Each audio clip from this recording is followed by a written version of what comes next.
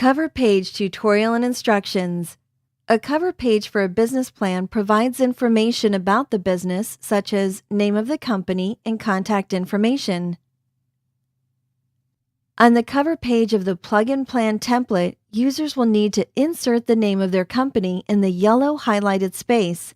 Also, on the cover page are some blue highlighted spaces where they will want to enter contact information. The template comes with spaces for name, email, and phone, and users are welcome to add address if they would like. Users may also want to paste their logo, if they have one, onto the cover page.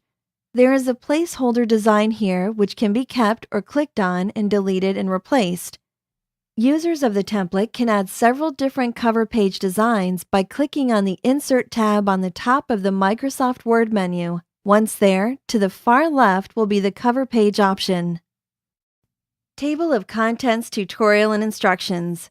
The table of content for a business plan details what is in the plan, the sections, headings, and page numbers. The Plug-in Plan template has a table of contents that can be updated to reflect any changes made to the document.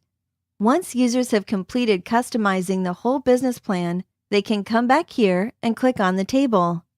A tab will open above the contents. Enter this tab which says Update Table.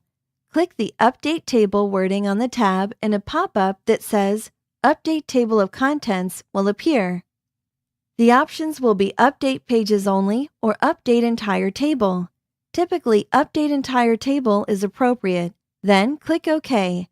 The table of contents will then automatically update. Confidentiality Agreement Tutorial and Instructions.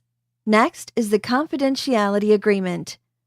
The template provides content to protect the company from unauthorized use of information obtained from the business plan.